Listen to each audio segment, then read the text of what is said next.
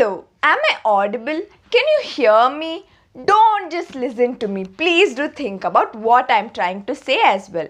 A very warm welcome to Be Aware Soul YouTube channel. Today, before we go into the content, let me ask you two simple questions. You just need to think about it.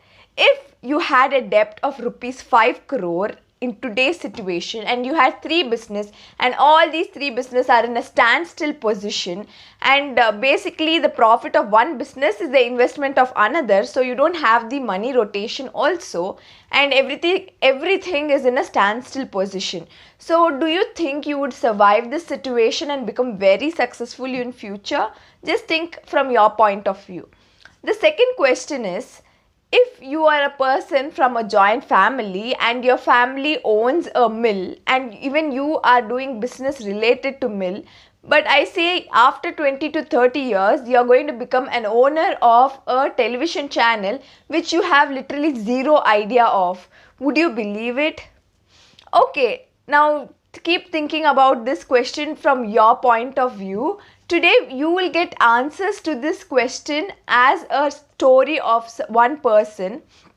So when you talk about this person, more than his name, he is known for his channel.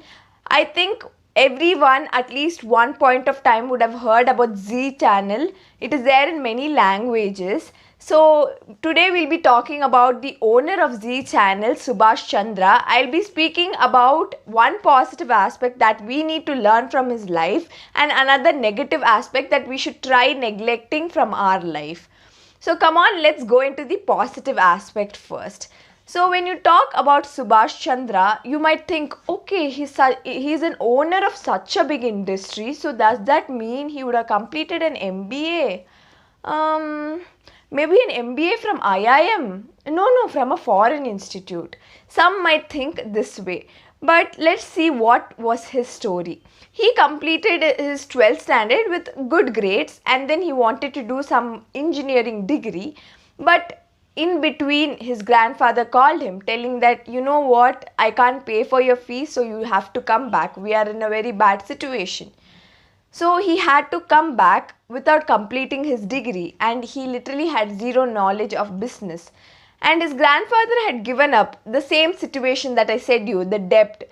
Even the grandfather had a debt and all the three businesses were in a standstill position. His grandfather had totally given up, but he didn't give up. Subhash Chandra didn't give up. He thought, why is his grandfather giving up? Let's try. Let me do something. So within 6 to 8 months, he could try and bring the business back to normal.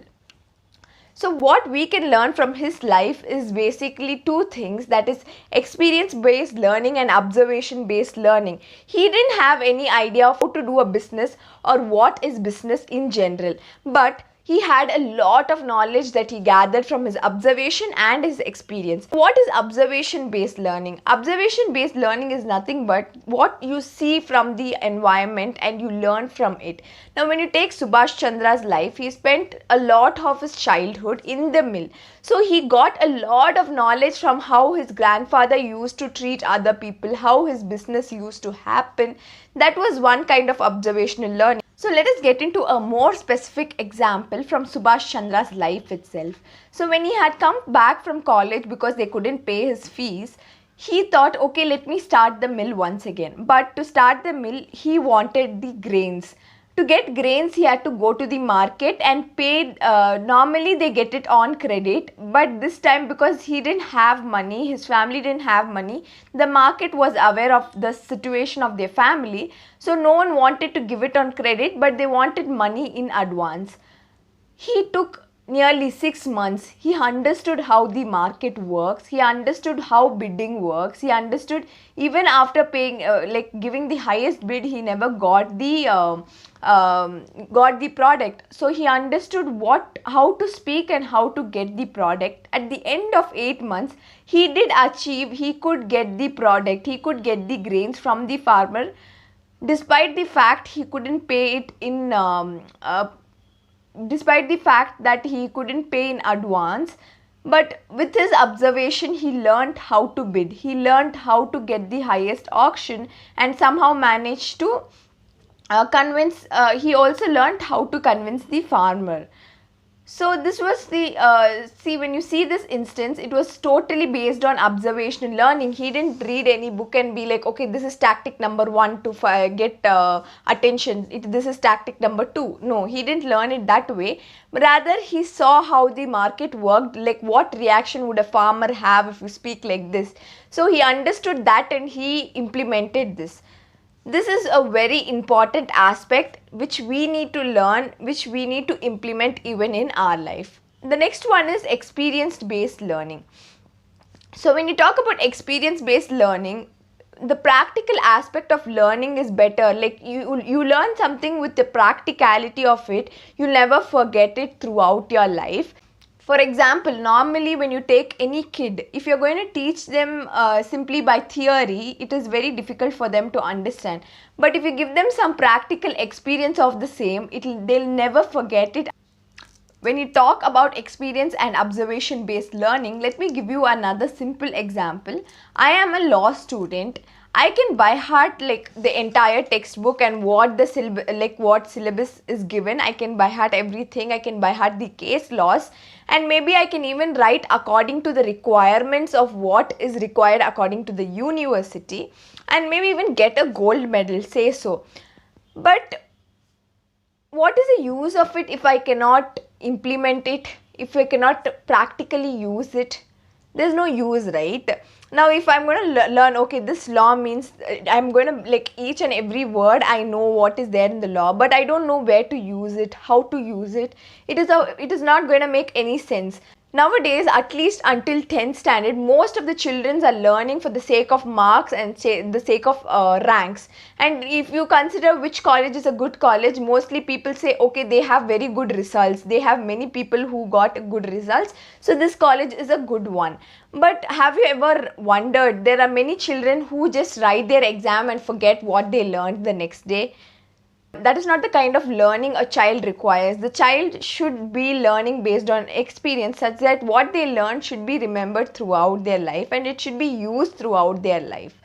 So this is a wrong kind of learning that we are teaching our children, that you know what, this is the important question that will come into your paper, so you just learn this question thoroughly. That is a wrong thing to say. You need to, like when you give them experience based learning and observational based learning, you get to think out of the box. You start questioning, why is this so, why is that so, and at that point you try to get answers. And when you get answers, you start becoming innovative, you have a lot of ideas, you think out of the box.